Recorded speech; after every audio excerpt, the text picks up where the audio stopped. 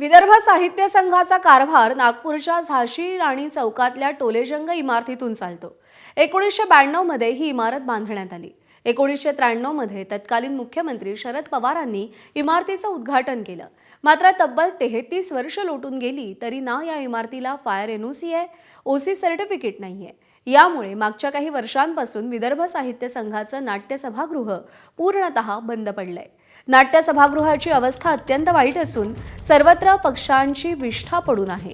ऐतिहासिक वैभवाचा वारसा असलेल्या विदर्भ साहित्य संघाच्या या नाट्यगृहाची स्थिती अनेकांनी त्या स्थितीवरती नाराजी दर्शवली असून त्या स्थितीसंदर्भात चिंताही व्यक्त केली आहे।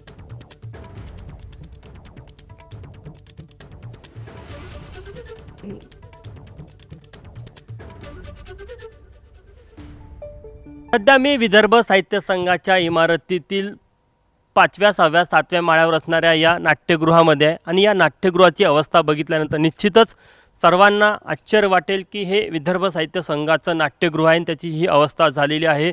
मागील अनेक वर्षापासून इतके कोणतेही नाटकं झालेली नाही, कोणतेही कार्यक्रम झाले नाही, त्यामुळे अशा प्रकारे पॉलिथिनने इथल्या खुर्च्या झाकून ठेवण्यात आलेल्या आहे आणि पूर्णतः घाणीचं साम्राज्य या नाट्यगृहामध्ये आपल्याला पाहायला मिळत आहे। कारण की या नाट्यगृहाला फायर एनओसी नाही। 1992 मध्ये या इमारतीचं बांधकाम करण्यात आलं होतं। तेव्हापासूनच या नाट्यगृहाची आणि या इमारतीची फायर एनओसीचा प्रश्न हा प्रलंबित होता।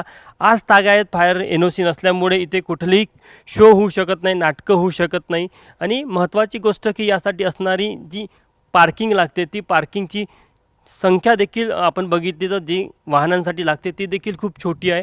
त्यामुळे विदर्भ साहित्य संघाच्या वतीने आता राज्य सरकारकडे विनंती करण्यात आलेली आहे की या इमारतीला अनेक तांत्रिक अडचणी आहे, त्यामुळे कुठेतरी या जागेवर जे विदर्भ साहित्य संघाची इमारत आहे ती दुसऱ्या बाजूला हलवण्यात यावी आणि ही जागा शासनाने आपल्या ताब्यात घेण्यात यावी, जेणेकरून मागच्या अनेक वर्षापासून जो विदर्भ साहित्य संघाच्या इमारतीचा प्रश्न आहे तो निकाली निघेल। मात्र आता या संदर्भात राज्य सरकार काय भूमिका घेतं हे बघणं महत्त्वाचं राहणार आहे। कॅमेरामॅन अतुल हेडेसह तुषार कोहळे, एबीपी माझा, नागपूर। तर झाशी राणी चौकातील विदर्भ साहित्य संघाच्या इमारतीच्या अडचणी बघता ही जागा सरकारला हस्तांतरित करण्याच्या प्रस्तावाचं पत्र मुख्यमंत्री देवेंद्र फडणवीसांना देण्यात आलं। या बदल्यात संस्थेसाठी 2 एकर जागा देऊन त्यावर साहित्य संकुल उभारून द्यावं आणि संस्थेच्या कामासाठी 50 कोटी रुपये फिक्स डिपॉझिट मागणी शासनाकडे करण्यात आली असल्याचं विदर्भ साहित्य संघाचे अध्यक्ष गिरीश गांधी यांनी सांगितलंय।